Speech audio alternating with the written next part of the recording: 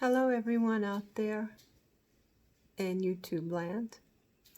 My name is Alina, and I am doing these videos to share experiences that I've had going back to the late 90s. Back then, I went on vacation to Holland and visited the Anne Frank house. And after the experience of going into the Anne Frank house, some very dramatic and unusual things started happening to me. For example, one of the things that was the result of that outing was that I began to engage in something that's known as automatic writing. And for those who may not know what that is, essentially you place a pen to paper, or if you're on your keyboard, your fingers on the keyboard, and then information, writings just come through on their own without the need of any forethought or organization. What would happen would be that in the middle of the night I had a pad and a pencil, and I would suddenly begin writing whole reams of writings. And this just continued. And ultimately, I put together these writings, and I call them the voice of the soul.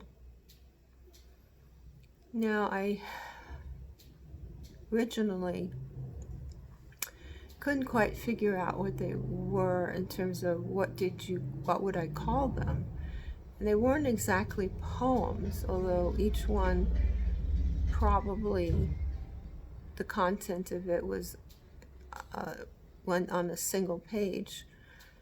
So I recognized at some point, I felt that these were psalms, latter-day modern psalms.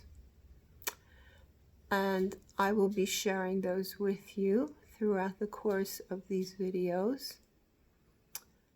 And today I wanted to address the coronavirus pandemic that we are experiencing throughout our world, and asking the question, why? Is this just something that happened chaotically, without a rhyme or reason, an accidental happening?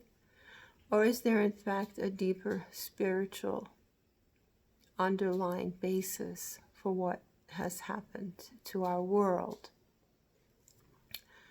And I firmly believe that there is for sure an absolute underlying basis for this coronavirus. I was speaking to someone earlier who had a dream, and in their dream they saw themselves outside enjoying the outdoors with lots of good food, and there was a festival going on, and they were listening to music outside. They were basically satiating all of their senses. And I asked that person what that dream may have represented in connection with what they are experiencing today, when they are needed to be within their home and not go out. And what I realized was that in the dream, they were experiencing a longing for being outdoors, one might say for freedom, good food, entertainment, socializing, etc. Now, even when we were able to do all this in great abundance before the coronavirus, how many of us were really in appreciation of that freedom and the gifts that that freedom enabled us to have, and the foods and the entertainment and the socializing, how many of us were really deeply, not just with words, but with the depth of their being, really appreciative of everything they had in their lives? From my experience, that really isn't too many people. Even with the freedoms and the abundance and the extraordinary things, so many of us were and have been in this constant state of, I want more. I want to look beyond the fence, look what they have, look what somebody else has. Just this constant yearning for something in addition, or more, or our supposed belief of something more that's out there. So even with the abundance, there was really not this experience and sense of deep appreciation. And my reaction to that is, we're in the house. For the most part, we can't really venture out. But look at what we do have. For the most part, most people are able to eat. They have a roof over their heads. Their homes are like entertainment palaces. They can turn on YouTube, Netflix, etc., listen to music, still connect with their friends, etc. So from my perspective, we really, even now, with the restrictions in place, are still experiencing a state of unimaginable abundance, especially compared to many peoples around the world, and even from relative to people of prior generations. We have so much. And yet, that there is this constant negating of what we have and what there is. And so, I believe that this time, where all major businesses, super wealthy corporations and countries are all shut down, it's really a time for us to recognize that we need to find the source within the self that can connect with the abundance on whatever level it is, and move into a state of grace and genuine appreciation for being able to see with our eyes, speak with our lips, hear with our ears, feel with our hearts, for the tastes of different foods and the sensations of music and the beauty of art and so much more. So how do we get to a point where we're not just mouthing the words, well, I'm appreciative, but how do we get to a point where we feel with the depth of our soul appreciation for all the extraordinary gifts that are given to us and that we have moment to moment? Well, now I'm going back to the writings, the messages, the Psalms that I received back then. And here it is, kind of in a nutshell. In our society, we've been taught that pain is the enemy. We've been taught to deny our feelings of pain. We've been taught to put on a happy face, to keep busy, to avoid feeling it.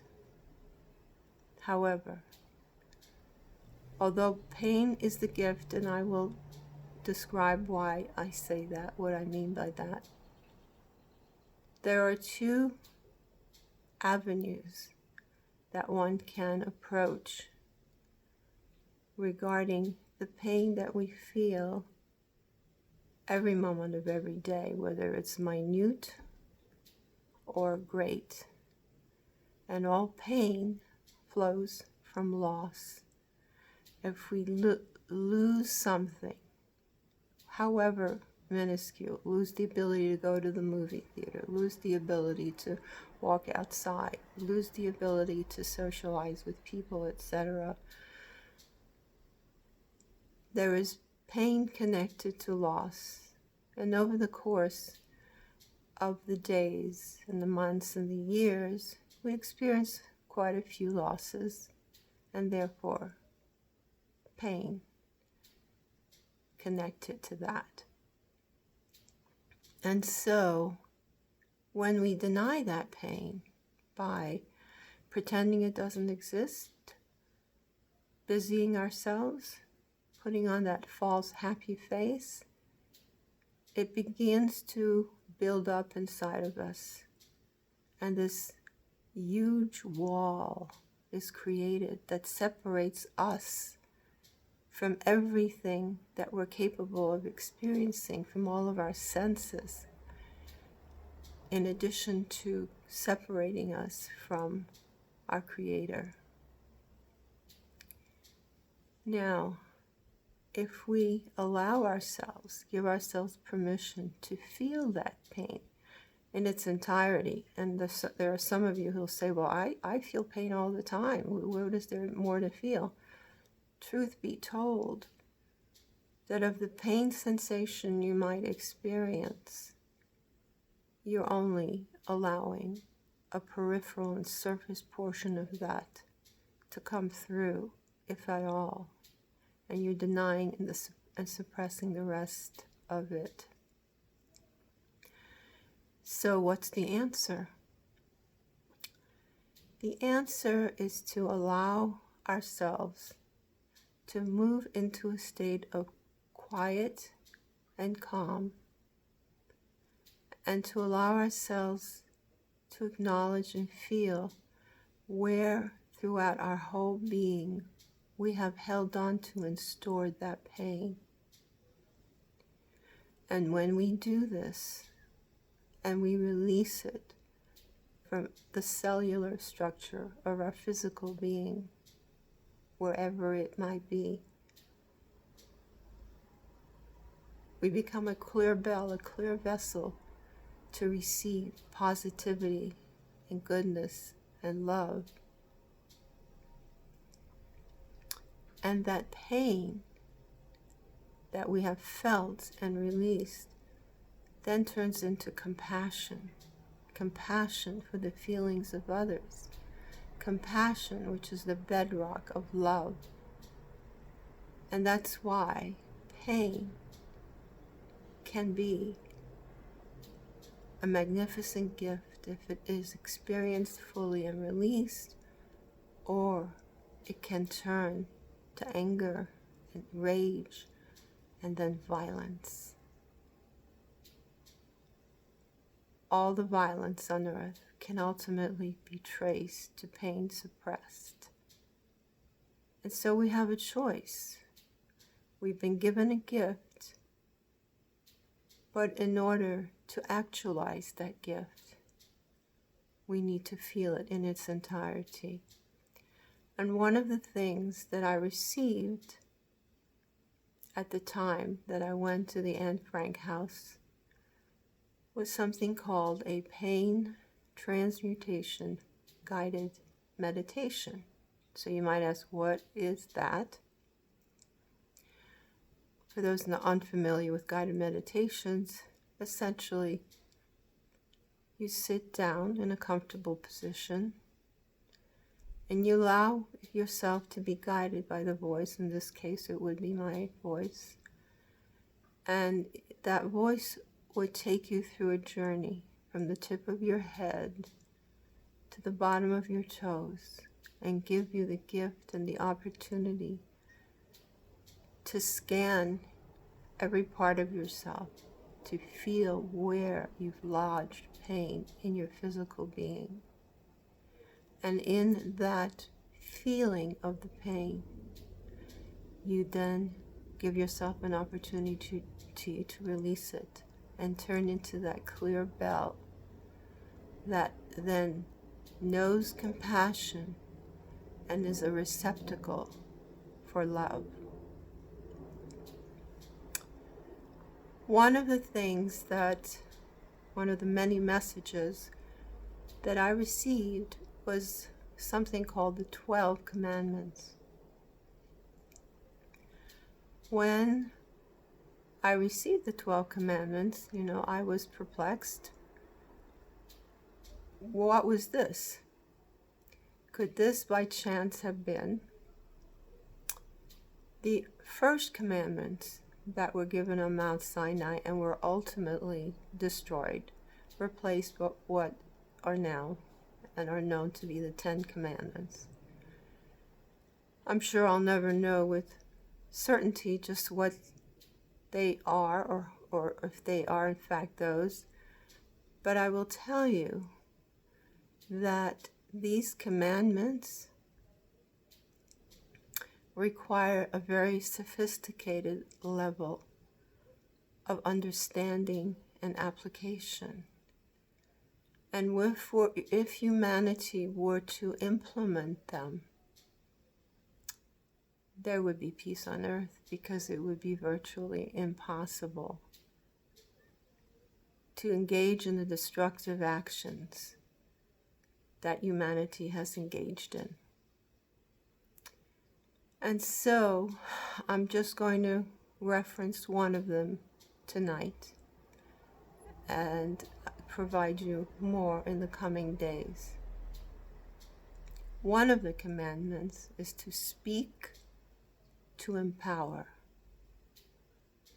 So what does that mean? That means when we talk to other people, rather than speaking in terms of negativity in any way, to speak to that person in order to empower them, to make them feel more rather than less.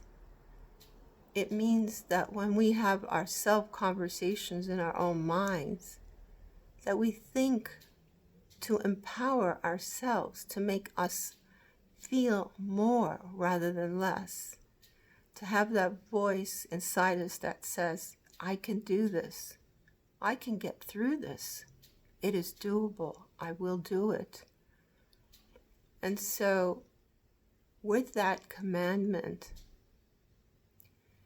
we not only do ourselves a huge favor, but anyone we interact with is blessed by coming in contact with us, because they in turn are empowered and become more than they were before they connected with you. And so this is the beginning of my first, actually the second video on this whole subject. And I hope all will be well, that you will be well. We know you will be well. And then I hope to see you in the very near future. God bless.